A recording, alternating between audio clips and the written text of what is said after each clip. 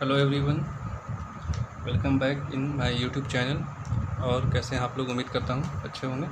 तो आप लोगों के सामने जैसा कि दिख रहा है वेरिएंस, मीन्स और स्टैंडर्ड डिविएशन। तो अभी हम लोग बेसिकली इसका देखने जा रहे हैं कि वेरिएंस एक्सपेक्टेशन जो होता है वो क्या होता है। ठीक है, तो एक्सपेक्टेशन को हम लोग ई एक्स से डिनोट करेंगे और ई एक्स हम लोग का एक्स में जो डाटा दिया हुआ है, तो हम लोगों का वेरिएंस जो हो जाता है वो हम लोगों का सिंपली फार्मूला है, वो जो कि स्टैंडर्ड डिविएशन का होल स्क्वायर होता है। तो वो हो जाता है ई एक्स माइनस म्यू का whole square, where mu is mean. Mu हम लोगों का मीन है। ठीक है, तो इसमें आप लोग अगर इसे एक्सपेंड करें तो A square minus 2ab plus B square. ठीक है, तो इसे अंदर अगर ले जाए तो E X square minus 2 EX, और म्यू तो हमारा जो है वो कांस्टेंट टर्म है, तो वो एक्चुअल में EX ही है, और ई म्यू जो है mu square is actually EX का whole square. Mu is also expectation जो कि हम लोगों का एवरेज का स्क्वायर है। तो EX स्क्वायर और माइनस 2 EX का whole square plus EX square, तो EX स्क्वायर और माइनस EX का होल स्क्वायर। तो ये हम लोगों का बेसिकली वेरिएंस मिल जाता है। तो इसमें आप लोग क्या समझ पा रहे हैं EX स्क्वायर और EX स्क्वायर से? तो EX हम लोगों का जो प्रोबेबिलिटी टर्म में हो जाता है वो XPX हो जाता है। तो वो तो जो फंक्शन दिया हुआ हो तो उस पर बात करेंगे, लेकिन यहाँ पर अगर बेसिकली हम लोग बात करें, जैसे कि n नेचुरल नंबर है, इसका मुझे मीन चाहिए 1 2 3 4 अप टू n। तो EX स्क्वायर का मतलब है कि सिग्मा एक्स स्क्वायर, ई का मतलब है मीन, इसका एक्सपेक्ट मीन करेंगे, सिग्मा एक्स स्क्वायर का मीन करेंगे मतलब n से डिवाइड करेंगे। ठीक है, माइनस EX स्क्वायर मतलब मीन का स्क्वायर, सम ऑफ स्क्वायर का मीन एंड मीन का स्क्वायर, मतलब कि सिग्मा एक्स का, यही हम लोगों का वेरिएंस हो जाता है जो कि स्टैंडर्ड डिविएशन का होल स्क्वायर होता है। ठीक है, तो ये कितना हो जाएगा अगर इसे कैलकुलेट करें तो sigma X square sigma N square हो जाएगा by N minus sigma N by N का होल स्क्वायर।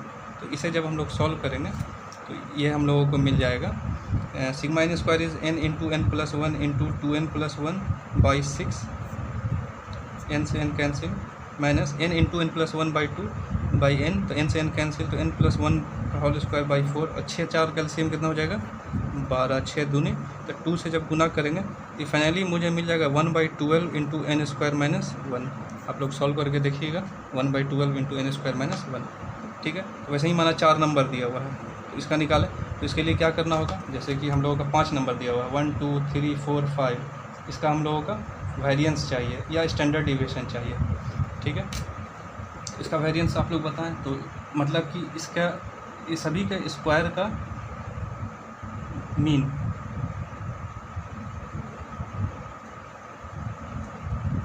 एक 4 9 16 25 16 9 25 50 4 54 1 55, मतलब 55/5,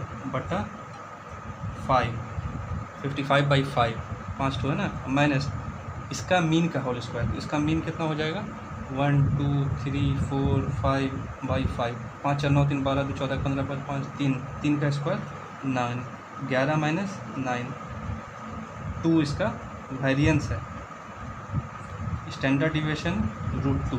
अगर यहाँ से देखें 1/12 n square minus 1, 1/12 n is 5, 5 का स्क्वायर माइनस 1, 1/12 25 माइनस 1 24, ये 2 मिला ना, ये जो कि 2 आ रहा था तो वो डायरेक्ट हुआ n, अगर अरिथमेटिक मीन है तो n डाटा कुछ भी दे सकता है, कोई ज़रूरी नहीं कि अरिथमेटिक मीन एक ही में ही दे, डिफरेंट में भी देता है।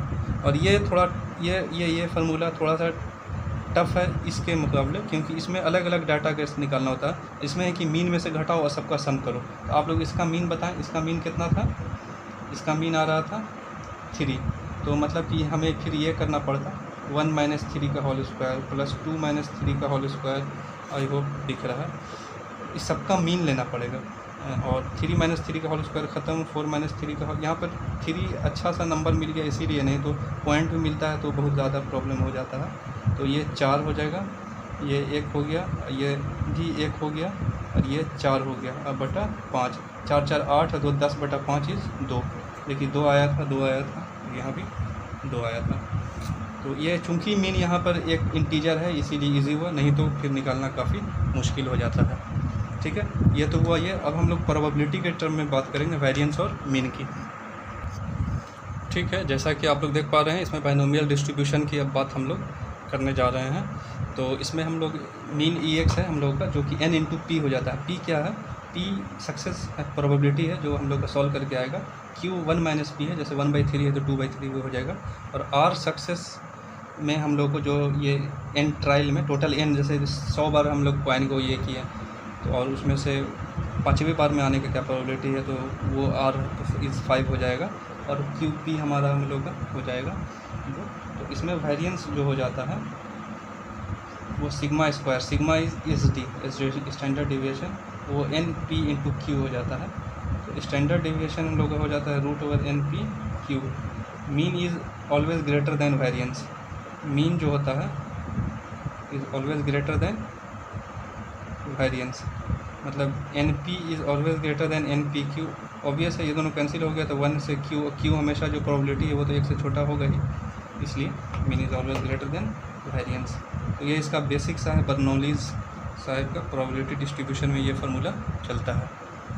आई होप आप लोगों का पढ़ा हुआ है, अगर एक टाइम तो फटाफट रिवीजन हो जाएगा और फिर बाकी और टॉपिक के लिए हम लोग मिलते हैं। एक बेसिक सा हम एक्सपेक्टेशन पे इस पर चाहेंगे कि रिज़ल्ट है, जैसे कि हमने पिछले में बताया था कि वेरिएंस जो हो जाता है जस्ट अभी वो हो जाता है EX² - EX का होल स्क्वायर, जो कि आता कहाँ से है, वो एक्सपेक्टेशन x - म्यू का होल स्क्वायर से आता है। ये म्यू हम लोग का मीन है।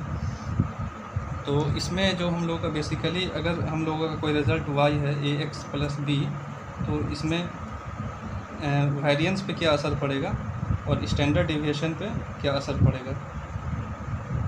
तो EX पे क्या असर पड़ेगा, तो EY हम लोग का हो जाएगा AEX, इधर हम E लगा रहे हैं बस सिंपली, प्लस B। स्केल मतलब कि उसके साथ गुना भी हो जाता है और साथ में एडिशन भी हो जाता है। और लेकिन अगर y हमारा क्वाड्रेटिक है,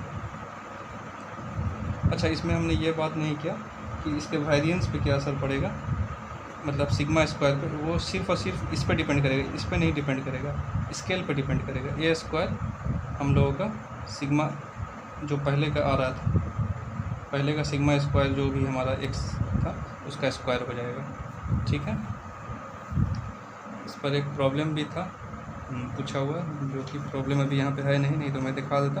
जैसे कि बोल रहा था कि पहले का वेरिएंस हम लोगों का 3 है और 5 है, मतलब कि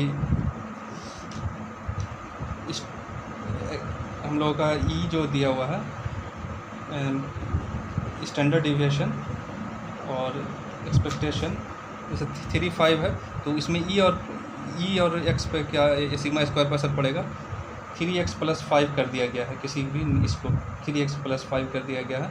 तो नया वाला अगर पुराना हम लोगों का E जो हमारा है 2 है, तो 3 दूनी 6 5 11 हो जाएगा, लेकिन वेरिएंस हम लोगों का 3 का स्क्वायर गुने 2 हो जाएगा, 9 गुने 2 हो जाएगा, A² × 2, जो भी हम लोगों का पिछला था स्टैंडर्ड डिविएशन अगर 2 दिया हुआ है तो वो भी 2 से गुना हो जाएगा।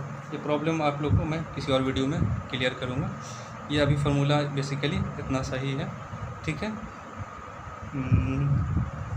EX² हम लोगों का हो जाता है